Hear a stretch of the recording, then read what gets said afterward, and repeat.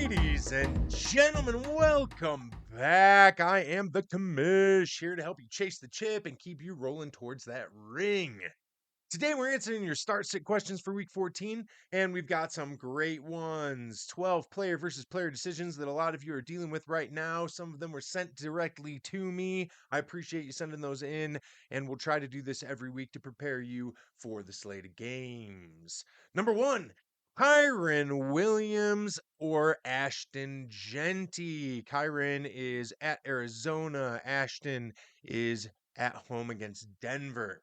I'm thinking that I'm going with Kyren Williams in this one. He's safer, more complete. He's got the receiving upside.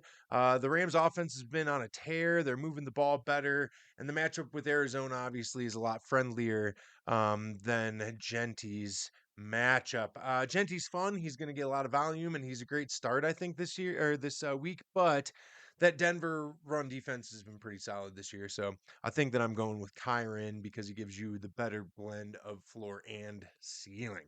All right, next we got Kyle Monungai or RJ Harvey. The Bears are at Green Bay and Denver is at Las Vegas.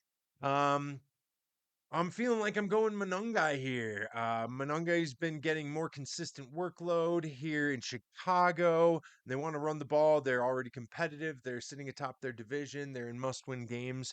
All of that kind of pointing to Monungai. Harvey's fine, but Denver's usage has been kind of unpredictable at best. Monungai, just a steadier start there, so we'll go with Monungai. All right, then we got Bucky Irving or Quinshawn Judkins. Both are at home. Bucky versus New Orleans and Quinshawn versus Tennessee.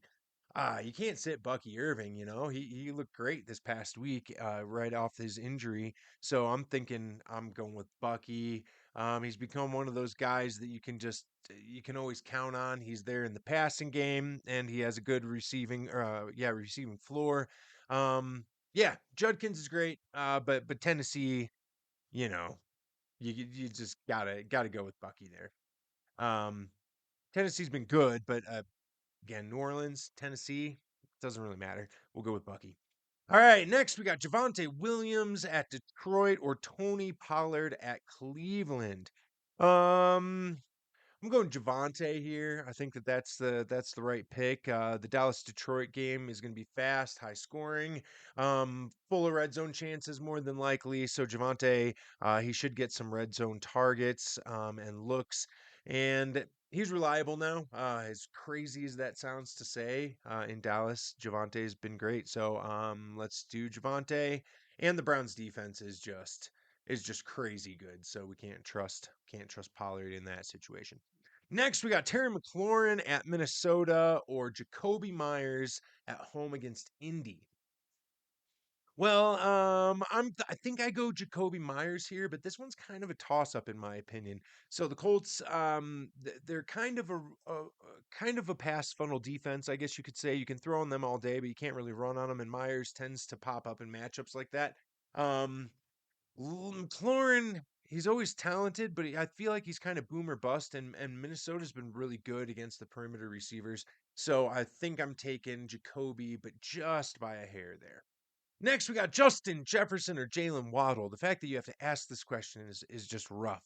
Um, Putting Justin Jefferson on your bench, nah, I don't think you can do it. So yeah, let's not get cute. Even with Waddle being awesome and electric, Jefferson is Jefferson, and he's at home against Washington.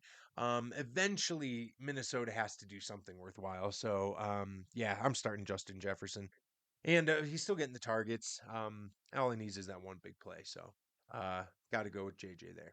Next, Khalil Shakir of Buffalo or against Cincinnati, rather at home. And then Michael Wilson of Arizona playing the Rams at home. I think I go Shakir here. I think I go Khalil Shakir against the Bengals, mostly because of the matchup. Bengals easy matchup, Rams hard matchup. It's pretty cut and dry there. Um, and I think Buffalo will have more scoring opportunities So the scheme obviously is great against Cincinnati, and I think Wilson is good as like a deep play. So if you had to flex him, that'd be fine. But if you have to choose between the two, I would say Shakir's the guy with the safer floor and better chance at a big spike game. Next, let's look at a couple tight ends. We got Harold Fannin Jr. versus Darren Waller. Fannin playing Tennessee, Waller playing the Jets. Hmm. So I feel like Fannin is my choice here, but this one is really a toss up. Darren Waller, he showed that he's going to get a few targets. So I'm thinking you're good either way here, but if it was me, I would start Fannin. Fannin, he's a legit part of that offense. And the Titans have been pretty soft against tight ends all year. So uh yep, give me the guy trending upward in the plus matchup. Give me Fannin. Next, we got Bucky Irving versus Jacoby Myers. Um, Bucky Irving's, of course, at New Orleans, and then Jacoby is at Indy. So obviously, this is a flex question. You can't sit Bucky. I pick Bucky. Bucky Irving against the Saints. Go with him over Myers. And most of it's guaranteed touches. Irving's going to touch the ball as long as he doesn't re-injure, and he looked perfectly healthy this past year. And Myers is a good play this week, but he doesn't have a floor. The floor is 0 for Jacoby, so I go with Irving in that one. Kyle Monungai, another Chicago question, this time versus Terry McLaurin for a flex spot. I'm going Monungai.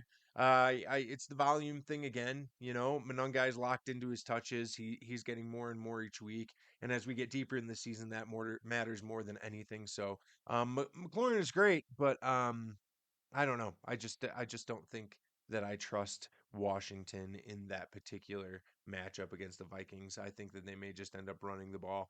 Of course, the running backs aren't very good, so could end up going the other way. But yeah, I'm going Monongai. All right, next we got Ashton Jeanty versus Jacoby Myers. A lot of Jacoby Myers questions today.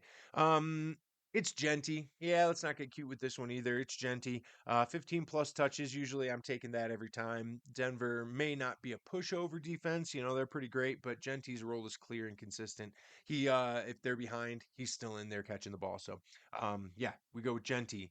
Next and last, we got Jalen Waddle and Javonte Williams.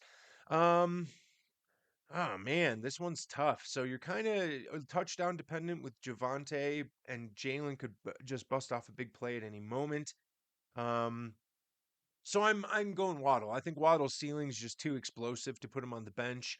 Um, Even in a tough matchup, one play from him can change your entire week and put you up in the 10 to 12 point range with one single play. Javante's steady and I like him, but I think the Waddle has much more upside, especially that explosive upside that can you win you your matchup any given week. So thank you all for watching. This has been the Commish. Now, do your thing and go get that ring. Commish out.